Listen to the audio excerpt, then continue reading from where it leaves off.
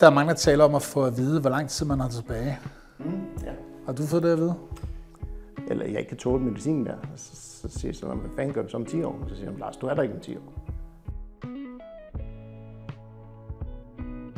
Lars, du er i skide god form, du er lige blevet 50, du løber 10 km uden problemer osv.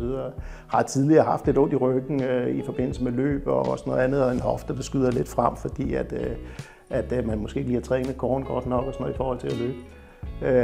Så sker der det der i maj måned, og det er så 23, at den 7. maj, der kan jeg sgu egentlig ikke løbe mere, for der gør det simpelthen det for ondt.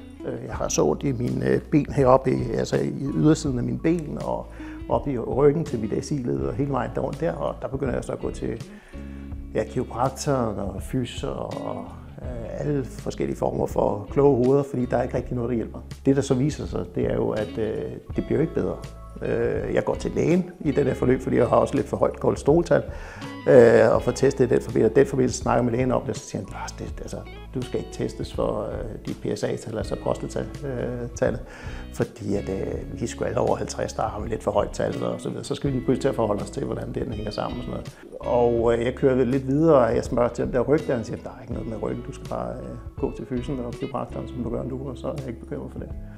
Det gør jeg i juni måned, og jeg ringer så igen i juli og siger, hvad fanden gør vi nu her? Jeg skal giftes den 12. august. Jeg vil sgu ikke også snart kunne til at øve lidt på en brudvals og komme videre i det forløb. Ja. Og så kommer jeg over og kigger til ham igen, og han siger, Lars, der er ikke noget at gøre, du skal lave dine øvelser, og du skal passe på dig selv, og sådan det. Så kommer vi endnu tættere på lige pludselig der, og min kiropraktor siger til mig, Lars, jeg kan dårligt røre ved dig. Altså, hvis jeg gør sådan her, Lars, så sidder hele din krop jo. Ja. Og hvordan fanden skal jeg så kunne knække på dig? Så nu går du tilbage til din læge, og så siger du, skal du tage en blodprøve. Og så fik jeg taget blodprøve. Og nu er jeg så i ugen op til mit bryllup den 12. august. Og der kigger jeg ved lægen så på de her tal der, og så siger de så, jamen, altså et PSA-tal, altså prostatatallet, skal egentlig ikke være over 3. Mit, det var 2090. Så sender de mig til, så er vi så over på fredag, og jeg bliver gift om lørdagen.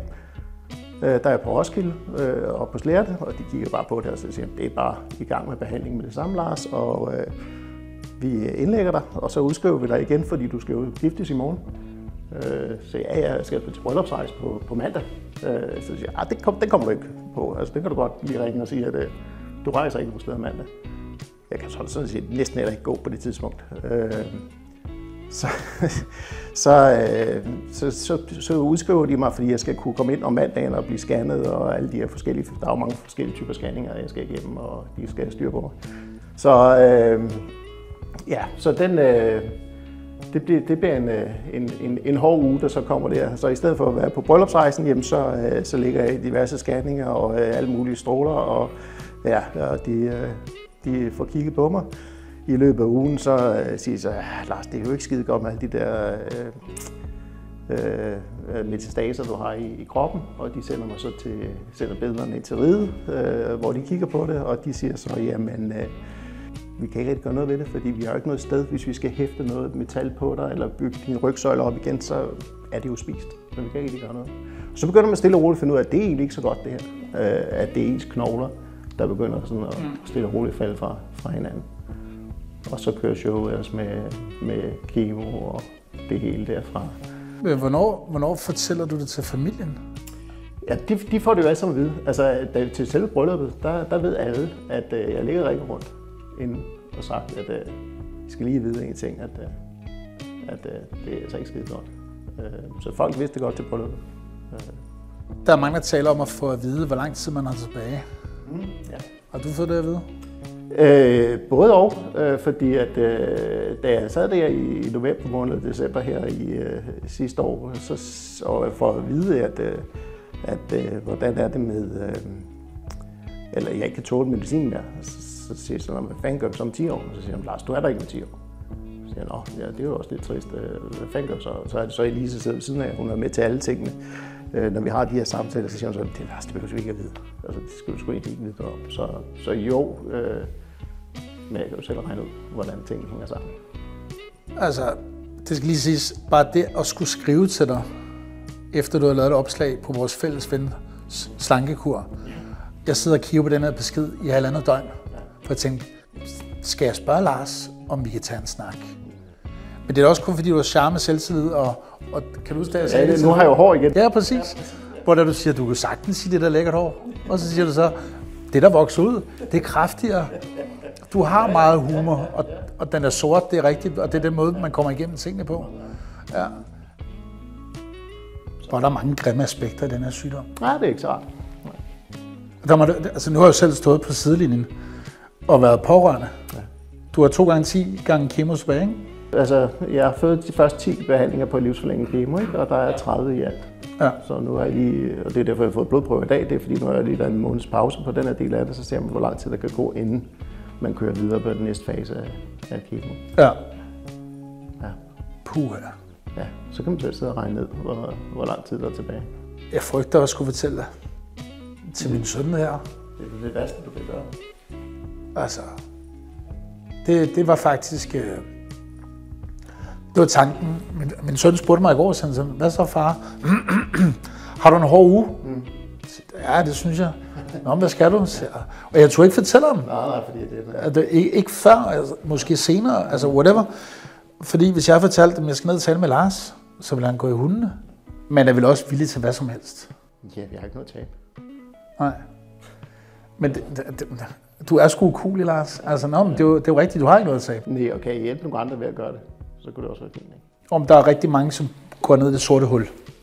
De lukker sig inde. De bliver bitre. Det er også super let at gøre, hvis man har lyst til det. Er det det? Det er uretfærdigt. Det værste for mig, det er jo alt det, jeg går glip af. Ja. Og listen er sgu lang over de ting, du går glip af. Det er pisse-tavligt. Du skal ikke være syg. Nej, men det er der, hvor det er. Jeg håber på, at de ting, der er inde på riget, de her forsøg, du nu har sagt ja til, at kombinationen af kemo, at der lige pludselig er noget, den er nål i høstakken, det må jo skulle ramme nogen. Det er lidt ligesom, hvis folk har en eller anden psykisk sygdom, men man ikke kan se det. Ja. Fordi det er her, der sidder der bare et eller andet. Når den gør det fra knæene og op i hjernen, hele vejen op. Den er ikke kommet til uden noget? Er den kommet op i hovedet? Ja, jeg har i hjernen og det vejen der, altså i skallen. Ja, i skallen, ja, ikke i hjernen. Nej, ikke i hjernen, men altså i kraniet, ikke? Ja. Jo, der er metastaser hele vejen. Det med at have et positivt sind og tro på, at der også er en dag i morgen, altså det bliver man nødt til at tro på. Og så skal du bare være så stærk som overhovedet muligt.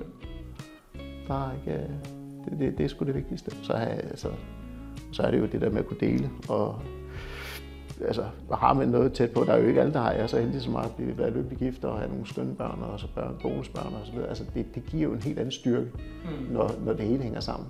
Ja. Det er jo fantastisk, og gode venner og en god familie og så videre. Altså, det er jo luksus, altså, når man er syg, så er der nogen, der griber en. Så kan man så ønske, at der er nogen, der hjælper dem og greb dem også. Ja. Og det er der, hvor udfordringen er i dag. Så det nemmeste er næsten at være syg. Hvad så nu? Jamen nu kan det være, at jeg ligger mig over og sover lidt bagefter. Man bliver også træt i løbet af sådan en dag? Ja, man bliver træt af, og jeg har jo slet ikke den fysiske form, som jeg havde for 2 år siden. Ja. Altså, Men du har lige fundet kvinden i dit liv, du skulle giftes, I skulle være sammen resten af dit liv. Ja. Og så sidder der Kim Gule her, som prøver at redde verden, som ikke engang kan finde ud af at have et forhold. Altså. Og, ja. Så sidder du der, og du burde jo leve til du bliver 100. Ja. Håber fandme, at den er nål. Altså, kigger man på mine organer, det er alt, jeg vil blive kigget på nu, så burde de også leve til at være 100. Det er jo klart, de gider ikke sætte sig på leveren. Nej, de gider ikke at bruge tid på alt. Nej, altså, de er jo bare blod. Nej, og leveren, den har det. Vampyr. Den har jo passet på hele mit liv. så der er ikke noget der. Funktionen er lille. Den er kæmpestor. Så ja, håber det er noget, der kan bruges, og så hvis der er mere omkring de 50 eller noget andet, som lige pludselig synes, at det er ondt, og kroppen reagerer anderledes, eller gør noget andet, eller det gør ondt nogle steder, hvor det ikke skal gøre ondt, og du ikke nødvendigvis har blod i urinen, eller skal tisse meget, eller noget andet, få det nu tjekket. Og så når lægen siger, nej, så kan jeg stikke en gummifinger eller gummihandsker op i numsen og kigge på dig, så siger jeg, nej, fuck dig, jeg vil have en blodprøve. Ja. Og sådan er det. Det kræver ikke alverden med en blodprøve. Det kræver ikke alverden, og så dyrt kan det heller ikke være. Så. Jeg kunne forstå, hvis det var en MR-scanning, Ja. så koster det kassen. Ja. Men en blodprøve. Men altså, jeg har jo fandme fået, jeg ved ikke, hvor mange MR-scanninger og CT-scanninger og knogleskenografi-ting og alt muligt andet. Altså, man må kunne spare nogle af de penge ved at gøre det lidt tidligere, end at skulle køre igennem det her forløb. Og de der skide metastaser, altså. Det er noget lort. Det er imponerende, at de kan gøre så meget skade. Ja. Kæft, mand. Tak, Lars. Velbekomme.